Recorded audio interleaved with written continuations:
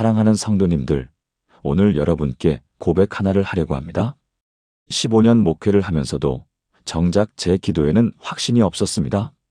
이게 맞나? 하나님이 정말 들으실까? 신학대학원에서 기도에 대해 배웠고 수많은 기도 세미나에도 참석했습니다. 하지만 제 기도실에서는 늘 의문이 남았습니다. 응답을 구하는데 이미 받았다고요? 아직 아무 일도 안 일어났는데 응답이 왔다고요? 이게 말이 됩니까? 그런데 성경은 정확히 이렇게 말씀하십니다. 어느 날 새벽 한 권사님의 고백을 듣고 제 모든 것이 바뀌었습니다. 그분은 6개월째 아들의 취업을 위해 기도하고 계셨습니다. 그런데 이상한 일이 일어났습니다.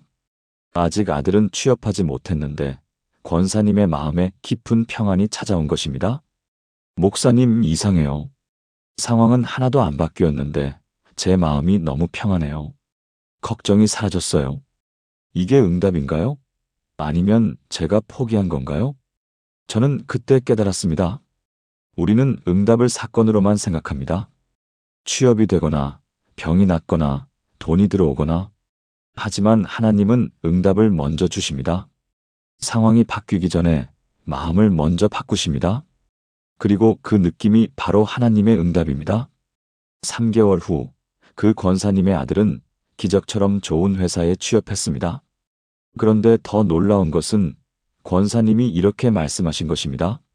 목사님, 사실 응답은 3개월 전에 이미 받았어요. 그때 제 마음에 평안이 왔을 때요. 오늘 여러분께 7가지 비밀을 나누려고 합니다. 기도할 때 오는 그 느낌이 무엇인지, 왜 그것이 이미 응답인지, 어떻게 확신할 수 있는지. 이 7가지를 알고 나면 여러분의 기도 생활이 완전히 달라질 것입니다. 더 이상 응답받았나? 라고 불안해하지 않을 것입니다. 하나님이 이미 응답하셨다는 확신 속에서 감사하며 기다릴 수 있을 것입니다. 그러면 지금부터 시작하겠습니다. 사랑하는 성도님들, 첫 번째 비밀은 바로 평안입니다. 기도할 때 마음의 평안이 찾아온다면 그것이 바로 하나님의 응답입니다. 우리는 흔히 이렇게 생각합니다. 평안? 그건 그냥 제 마음이 편해진 거 아닌가요? 아닙니다. 성경은 이 평안이 특별하다고 말씀하십니다. 빌립보서 4장 6절부터 7절 말씀을 함께 보시겠습니까? 아무것도 염려하지 말고 다만 모든 일에 기도와 간구로 너희 구할 것을 감사함으로 하나님께 아뢰라. 그리하면 모든 지각에 뛰어난 하나님의 평강이 그리스도 예수 안에서 너희 마음과 생각을 지키시리라. 여기서 주목할 부분이 있습니다. 모든 지각에 뛰어난 평강입니다. 이 말씀의 원래 의미는 무엇일까요? 당시 빌립보 교회 성도들은 극심한 핍박 속에 있었습니다. 로마 황제 숭배를 거부한다는 이유로 재산을 빼앗기고 가족과 헤어지고 생명의 위협을 받았습니다. 상황은 절망적이었습니다. 논리적으로 합리적으로 생각하면 평안할 수 없는 상황이었습니다. 그런데 바울은 말합니다. 기도하면 지각을 뛰어넘는 평안이 온다고. 이성으로는 설명할 수 없는 평안, 상황과 맞지 않는 평안이 온다고. 이것이 바로 하나님의 평강입니다. 세상의 평안은 환경이 좋아야 옵니다. 문제가 해결되어야, 돈이 생겨야, 건강해져야 평안합니다. 하지만 하나님의 평강은 정반대입니다. 문제가 그대로인데도 상황이 안 바뀌었는데도 마음의 평안이 찾아옵니다. 이것이 응답의 첫 번째 신호입니다. 현실로 어떻게 적용할 수 있을까요? 여러분이 어떤 문제로 기도하고 있다면 이렇게 해보십시오. 기도 후에 마음을 점검하는 것입니다. 여전히 불안한가? 아니면 이상하게 평안한가? 만약 기도 전보다 마음이 가벼워지고 걱정이 줄어들고 이상한 평안이 온다면 그것이 응답입니다. 하나님이 내가 책임질게. 내가 함께 있어. 걱정하지 마. 라고 말씀하시는 것입니다. 실제 사례를 하나 나누겠습니다. 우리 교회 이 집사님은 50대 후반에 갑자기 사업이 망했습니다. 20년 동안 운영하던 식당이 코로나로 문을 닫았고 3억 원의 빚이 생겼습니다. 매일 밤 잠을 못 이루고 새벽마다 기도실에 나왔습니다. 하나님, 어떻게 합니까?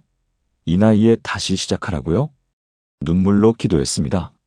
그런데 한 달쯤 지났을 때 이상한 일이 일어났습니다. 여전히 빚은 그대로인데 마음의 평안이 찾아온 것입니다. 집사님은 처음엔 의아해했습니다. 내가 포기한 건가? 체념한 건가? 아니었습니다. 오히려 그 평안 속에서 새로운 아이디어가 떠올랐고 용기가 생겼습니다. 결국 작은 반찬 가게를 시작했고 1년 만에 빚의 절반을 갚았습니다. 나중에 집사님이 이렇게 말씀하셨습니다. 목사님, 응답은 그때 이미 왔어요. 제 마음에 평안이 왔을 때요. 그 평안이 저를 일으켜 세웠어요. 성도님들, 기도할 때 평안이 온다면 의심하지 마십시오. 그것이 바로 하나님의 응답입니다. 상황은 아직 안 바뀌었지만 하나님은 이미 일하고 계십니다. 그 평안을 붙잡으십시오. 그리고 다음 비밀로 넘어가겠습니다. 사랑하는 믿음의 가족들, 두 번째 비밀은 확신입니다. 기도할 때 마음에 확신이 생긴다면 그건 역시 응답입니다. 많은 분들이 이렇게 기도합니다. 하나님, 제발요. 부탁드립니다. 안 되면 어떡하죠? 불안 속에서 기도합니다. 하지만 진짜 응답을 받은 사람은 다릅니다. 하나님, 감사합니다. 이미 이루어졌습니다. 아직 안 일어났는데 이미 이루어진 것처럼 확신합니다. 이것이 바로 믿음의 기도입니다. 마가복음 11장 24절 말씀을 보십시오. 그러므로 내가 너희에게 말하노니 무엇이든지 기도하고 구하는 것은 받은 줄로 믿으라. 그리하면 너희에게 그대로 되리라. 이 말씀을 자세히 보면 놀라운 순서가 있습니다. 받을 것을 믿으라가 아닙니다. 받은 줄로 믿으라입니다. 과거형입니다. 아직 안 일어났는데 이미 받았다고 믿으라는 것입니다. 이게 말이 됩니까? 네, 됩니다. 왜냐하면 하나님의 시간은 우리와 다르기 때문입니다. 하나님은 과거, 현재, 미래를 동시에 보십니다. 우리에게는 아직 미래인 것이 하나님께는 이미 현재입니다. 그래서 예수님은 이렇게 말씀하신 것입니다. 받은 줄로 믿으라. 하나님의 관점에서는 이미 이루어진 일이니까요. 그렇다면 어떻게 이 확신을 가질 수 있을까요? 핵심은 기도할 때 오는 느낌입니다. 기도하는 중에 또는 기도 후에 이런 느낌이 온다면 주목하십시오.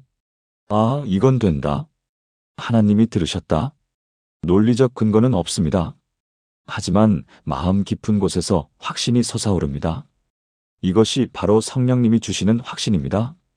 로마서 8장 16절은 이렇게 말씀합니다.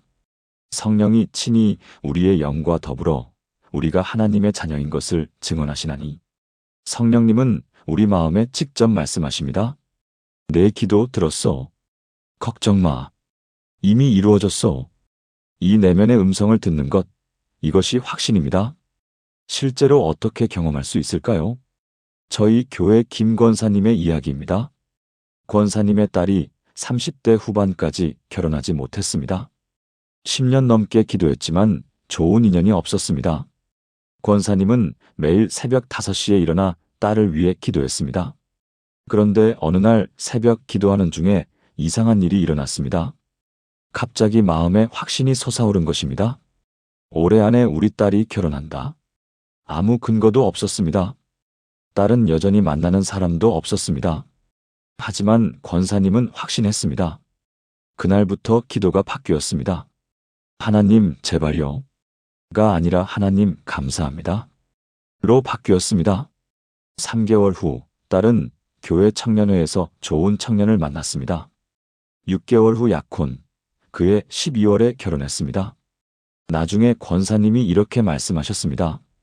목사님, 응답은 그날 새벽에 이미 온 거였어요. 제 마음에 확신이 왔을 때요. 그 후로는 불안하지 않았어요. 그냥 감사하며 기다렸어요. 성도님들, 기도할 때 마음에 확신이 생긴다면 붙잡으십시오. 그것은 단순한 낙관이 아닙니다. 성령님이 주시는 응답의 신호입니다. 의심하지 말고 감사하며 기다리십시오. 하나님의 때에 반드시 이루어집니다. 하나님의 자녀들이여, 세 번째 비밀은 기쁨입니다. 이유 없이 기쁨이 솟아오른다면 그것이 응답입니다. 많은 분들이 착각하는 것이 있습니다. 문제가 해결되어야 기쁘다. 아닙니다. 성경적 기쁨은 정반대입니다. 문제가 그대로인데도 기쁨이 옵니다.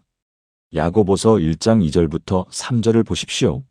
내 형제들아, 너희가 여러 가지 시험을 당하거든 온전히 기쁘게 여기라. 이는 너희 믿음의 시련이 인내를 만들어내는 줄 너희가 알미라. 여기서 온전히 기쁘게 여기라는 표현을 주목하십시오. 원어로는 파산 카란인데 순수한 기쁨, 완전한 기쁨이라는 뜻입니다. 시험 중에 어려움 속에서도 순수한 기쁨을 가지라는 것입니다. 이게 가능합니까? 네, 가능합니다. 왜냐하면 이 기쁨은 환경에서 오는 것이 아니라 하나님께서 직접 주시는 것이기 때문입니다. 느헤미야 8장 10절은 이렇게 말씀합니다. 여호와를 기뻐하는 것이 너희의 힘이니라.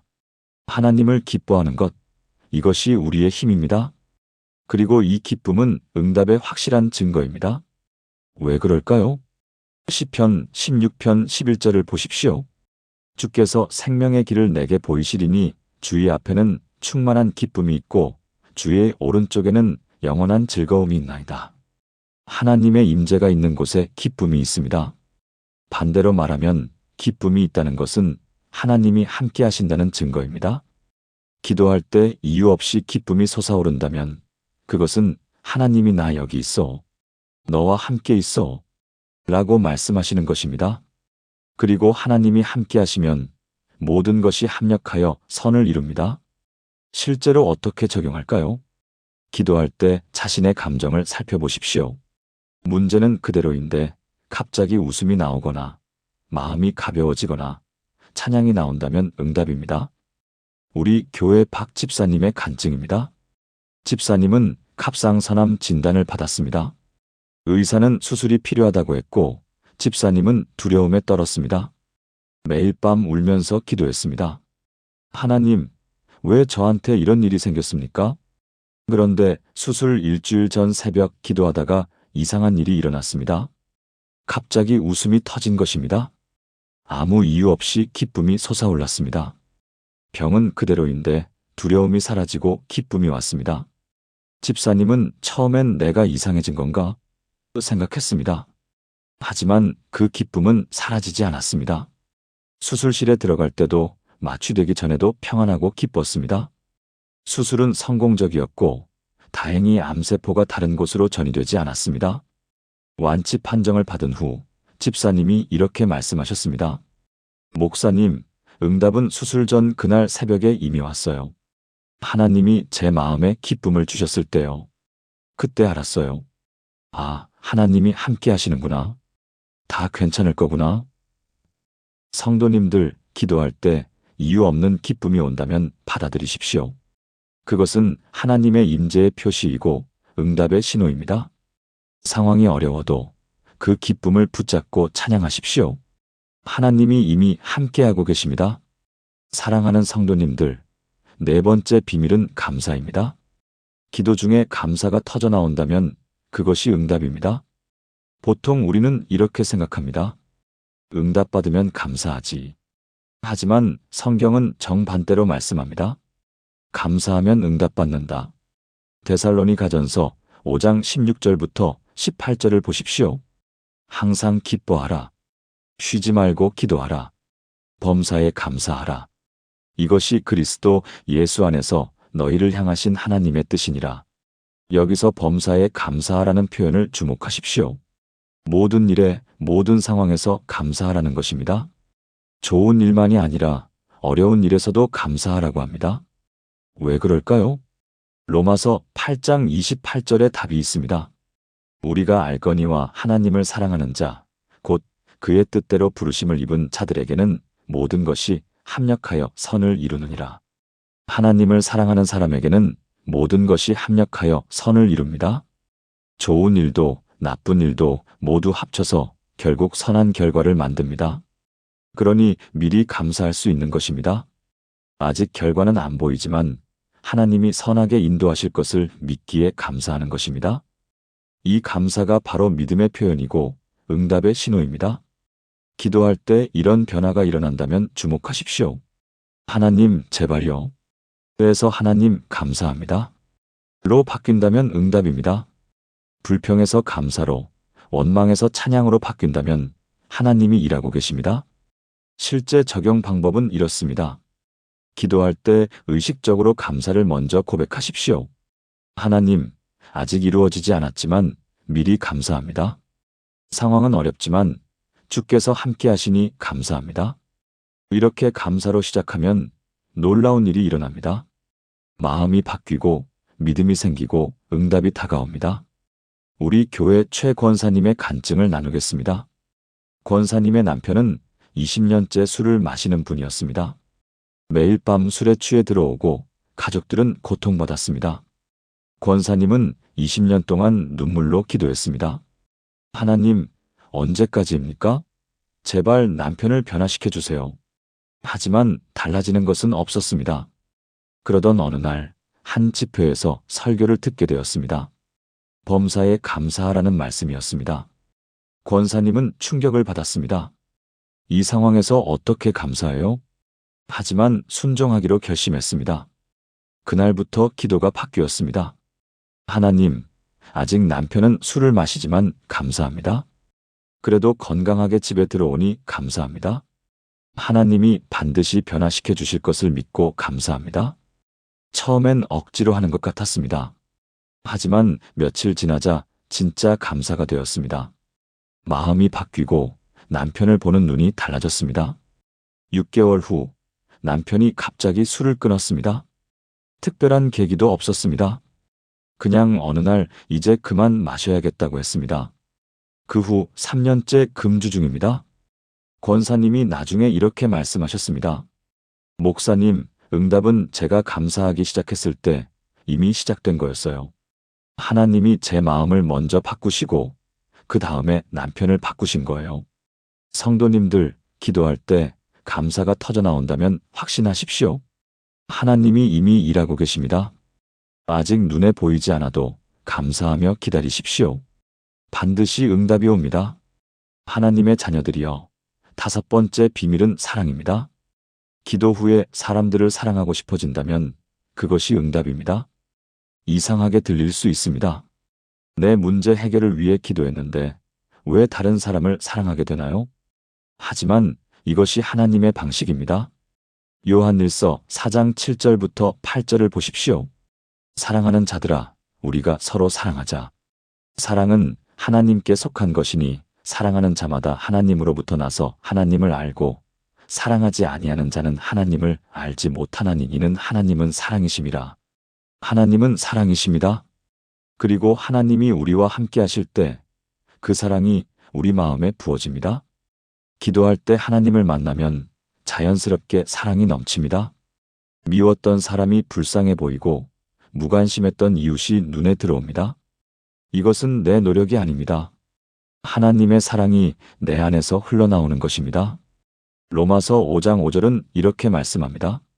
소망이 우리를 부끄럽게 하지 아니함은 우리에게 주신 성령으로 말미암아 하나님의 사랑이 우리 마음에 부은 바 됨이니. 성령님이 하나님의 사랑을 우리 마음에 부어주십니다. 그래서 기도하고 나면 사랑할 수 있게 됩니다. 이것이 바로 하나님이 함께 하신다는 증거이고 응답의 신호입니다. 어떻게 이것을 경험할 수 있을까요? 기도 후에 자신의 마음을 점검해 보십시오. 사람들이 예전과 다르게 보입니까? 미웠던 사람이 용서되고 무관심했던 사람에게 관심이 생깁니까? 그렇다면 하나님이 당신의 기도를 들으셨습니다. 실제 사례를 나누겠습니다. 우리 교회 안집사님은 시어머니와 20년째 갈등 중이었습니다. 시어머니는 며느리를 인정하지 않았고 집사님은 상처받았습니다. 매일 기도했지만 관계는 나아지지 않았습니다. 하나님, 시어머니를 변화시켜 주세요. 이렇게 기도했습니다. 그런데 어느 날 새벽 기도 중에 이상한 일이 일어났습니다. 시어머니의 얼굴이 떠오르는데 불쌍해 보이는 것입니다. 저분도 외로우시겠구나. 아들한테 인정받고 싶으시겠구나. 평생 처음 느끼는 감정이었습니다. 그날부터 기도가 바뀌었습니다. 하나님, 시어머니를 사랑할 수 있게 해주세요. 기도하고 나서 집으로 갔습니다. 시어머니께 따뜻한 국을 끓여드렸습니다. 어머니, 건강하세요. 사랑합니다. 시어머니는 처음엔 의아해했습니다. 하지만 며느리의 진심을 느꼈습니다. 그날부터 관계가 조금씩 변하기 시작했습니다. 1년 후 시어머니가 집사님의 손을 잡고 말씀하셨습니다. 내가 미안했다. 너를 몰라줘서. 지금은 정말 좋은 관계입니다. 집사님이 나중에 이렇게 말씀하셨습니다. 목사님, 응답은 제 마음에 사랑이 생겼을 때 이미 온 거였어요. 하나님이 시어머니를 바꾸신 게 아니라 저를 먼저 바꾸신 거예요. 성도님들, 기도 후에 사랑하고 싶어진다면 감사하십시오. 하나님이 당신의 마음을 만지셨습니다. 그리고 그 사랑이 모든 것을 변화시킬 것입니다. 사랑은 가장 강력한 응답입니다. 사랑하는 믿음의 가족들, 6번째 비밀은 인도하심입니다. 기도 후에 어떤 생각이나 방향이 명확해진다면 그것이 응답입니다. 많은 분들이 이렇게 기도합니다. 하나님, 어떻게 해야 합니까? 제발 알려주세요. 그리고 하늘에서 음성이 들리기를 기대합니다. 하지만 하나님은 대부분 조용히 말씀하십니다. 마음속 생각을 통해, 갑자기 떠오르는 아이디어를 통해, 성경 말씀을 통해. 잠언 3장 5절부터 6절을 보십시오. 너는 마음을 다하여 여호와를 신뢰하고 내 명철을 의지하지 말라. 너는 범사에 그를 인정하라. 그리하면 내 길을 지도하시리라. 여기서 내 길을 지도하시리라는 표현을 주목하십시오. 원어로는 야샤르인데 곧게 하다, 평탄하게 하다라는 뜻입니다. 하나님이 우리의 길을 곧게, 명확하게 만들어 주신다는 것입니다. 기도하면 복잡했던 생각이 정리되고 어떻게 해야 할지 명확해집니다. 이것이 하나님의 인도하심입니다. 시편 32편 8절도 비슷한 약속을 합니다. 내가 내 갈 길을 가르쳐 보이고 너를 주목하여 훈계하리로다. 하나님은 우리의 길을 가르쳐 주십니다. 그런데 어떻게 가르치십니까? 기도할 때 마음속에 생각을 주십니다. 이렇게 해봐. 저 사람에게 전화해봐. 이 일은 좀 기다려. 이런 생각들이 떠오릅니다. 이것이 바로 하나님의 음성입니다. 천둥 소리가 아니라 미세한 음성입니다. 열왕기상 19장 12절을 기억하십니까? 엘리야가 하나님을 만날 때 하나님은 지진이나 불이 아닌 세미한 소리로 말씀하셨습니다. 오늘도 하나님은 세미한 소리로 우리에게 말씀하십니다. 기도 중에, 기도 후에 떠오르는 생각을 소중히 여기십시오. 실제로 어떻게 분별할까요? 하나님의 인도하심은 몇 가지 특징이 있습니다. 첫째, 성경 말씀과 일치합니다. 둘째, 평안함이 함께 옵니다. 셋째, 반복해서 생각납니다. 넷째, 실행 가능하고 구체적입니다. 이런 특징을 가진 생각이라면 하나님의 인도하심일 가능성이 큽니다. 우리 교회 정 집사님의 간증입니다. 집사님은 직장에서 큰 프로젝트를 맡게 되었습니다. 하지만 어떻게 진행해야 할지 막막했습니다. 3일 동안 기도했습니다. 하나님, 어떻게 해야 합니까? 방향을 알려주세요. 셋째 날 새벽 기도하다가 갑자기 생각이 떠올랐습니다. A 부장님께 조언을 구해보자. 그분이 비슷한 프로젝트를 해보셨을 거야. 처음엔 이게 하나님의 음성인가? 의심했습니다. 하지만 계속 생각이 났고 평안함이 있었습니다. 용기를 내서 A 부장님을 찾아갔습니다. 부장님은 흔쾌히 도와주셨고 구체적인 방법을 알려주셨습니다. 결국 프로젝트는 대성공이었습니다. 나중에 집사님이 이렇게 말씀하셨습니다. 목사님, 응답은 그 생각이 떠올랐을 때 이미 온 거였어요. 하나님이 제 마음에 지혜를 주신 거예요. 성도님들, 기도 후에 어떤 생각이나 방향이 명확해진다면 주목하십시오.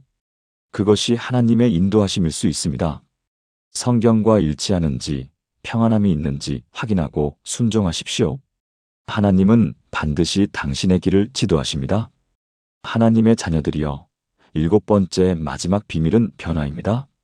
기도 후에 내가 변했다면 그것이 가장 확실한 응답입니다. 우리는 흔히 이렇게 기도합니다. 하나님, 저 사람을 바꿔주세요. 저 상황을 바꿔주세요. 하지만 하나님은 종종 다른 것을 바꾸십니다. 바로 나를 바꾸십니다. 고린도후서 5장 17절을 보십시오. 그런즉 누구든지 그리스도 안에 있으면 새로운 피조물이라. 이전 것은 지나갔으니 보라 새 것이 되었도다. 그리스도 안에서 우리는 새로운 피조물이 됩니다. 이것이 가장 큰 기적입니다. 환경이 바뀌는 것보다 내가 바뀌는 것이 더 중요합니다. 왜냐하면 내가 바뀌면 모든 것이 바뀌기 때문입니다. 같은 상황인데도 다르게 보이고 다르게 반응하고 다르게 살 수 있습니다. 로마서 12장 2절은 이렇게 말씀합니다. 너희는 이 세대를 본받지 말고 오직 마음을 새롭게 함으로 변화를 받아 하나님의 선하시고 기뻐하시고 온전하신 뜻이 무엇인지 분별하도록 하라. 마음이 새롭게 되면 변화를 받습니다. 그리고 하나님의 뜻을 분별할 수 있게 됩니다. 이것이 진짜 응답입니다. 기도의 목적은 내 뜻을 이루는 것이 아닙니다. 하나님의 뜻을 발견하고 그 뜻에 맞게 변화되는 것입니다. 그래서 예수님도 겟세마네 동산에서 이렇게 기도하셨습니다. 내 원대로 마시옵고 아버지의 원대로 하옵소서. 내 뜻이 아니라 아버지의 뜻대로. 이것이 진정한 기도입니다. 실제로 어떻게 변화를 경험할까요? 기도 전과 후를 비교해 보십시오. 같은 사람을 보는데 느낌이 다릅니까? 같은 상황인데 반응이 달라졌습니까? 전에는 화났는데 지금은 평안합니까? 전에는 두려웠는데 지금은 담대합니까? 이런 변화가 있다면 하나님이 당신을 만지셨습니다. 우리 교회 조 집사님의 마지막 간증을 나누겠습니다. 집사님은 30년째 남편의 무관심 속에 살았습니다. 남편은 가족보다 일을 우선시했고 집사님은 외로웠습니다. 매일 기도했습니다. 하나님, 남편을 변화시켜 주세요. 가족을 사랑하게 해주세요. 하지만 남편은 변하지 않았습니다. 그러던 어느 날 철야 기도회에 참석했습니다. 밤새 울며 기도했습니다. 하나님, 언제까지입니까? 저는 이제 지쳤습니다. 새벽 4시쯤 갑자기 마음에 평안이 왔습니다. 그리고 이런 생각이 떠올랐습니다. 남편을 바꾸려 하지 말고 있는 그대로 사랑하자. 처음엔 받아들이기 어려웠습니다. 왜 제가 변해야 합니까? 잘못한 건 남편인데요. 하지만 그 생각이 계속 났고 평안함이 있었습니다. 결국 순종하기로 했습니다. 그날부터 남편을 대하는 태도가 바뀌었습니다. 불평 대신 감사를, 요구 대신 이해를 선택했습니다. 놀라운 일이 일어났습니다. 3개월 후 남편이 먼저 변하기 시작한 것입니다. 일찍 퇴근하고 주말에 함께 시간을 보내기 시작했습니다. 지금은 정말 행복한 부부입니다. 나중에 집사님이 이렇게 말씀하셨습니다. 목사님, 응답은 제가 변했을 때 이미 온 거였어요. 하나님이 남편을 바꾸신 게 아니라 저를 먼저 바꾸셨어요. 그랬더니 남편도 따라 변한 거예요. 성도님들, 기도 후에 내가 변했다면 감사하십시오. 그것이 가장 확실한 응답입니다. 내가 바뀌면 세상이 바뀝니다. 하나님은 언제나 우리를 먼저 변화시키십니다. 그리고 그 변화를 통해 모든 것을 새롭게 하십니다. 사랑하는 성도님들, 오늘 우리는 7가지 비밀을 나누었습니다. 첫째, 평안이 오면 응답입니다. 상황과 맞지 않는 평안, 지각을 뛰어넘는 평안이 바로 하나님의 응답입니다. 둘째, 확신이 생기면 응답입니다. 아직 안 일어났는데도 이미 이루어진 것 같은 확신, 그것이 성령님의 음성입니다. 셋째, 기쁨이 솟으면 응답입니다. 이유 없이 기쁨이 넘친다면 하나님이 함께 하신다는 증거입니다. 넷째, 감사가 터지면 응답입니다. 불평이 감사로 바뀐다면 하나님이 이미 일하고 계십니다. 다섯째, 사랑하고 싶어지면 응답입니다.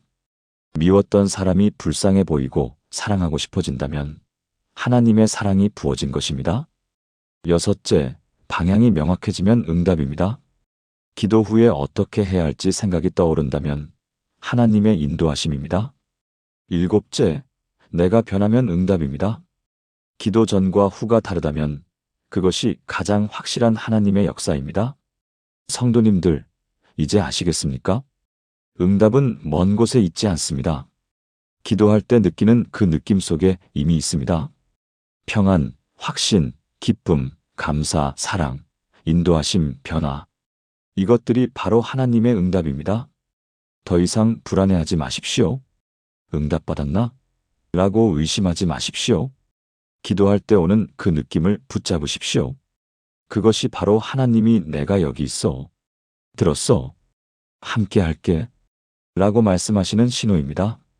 오늘 이 말씀이 여러분에게 큰 위로와 확신이 되기를 바랍니다. 이 영상이 도움이 되셨다면 좋아요와 구독 부탁드립니다.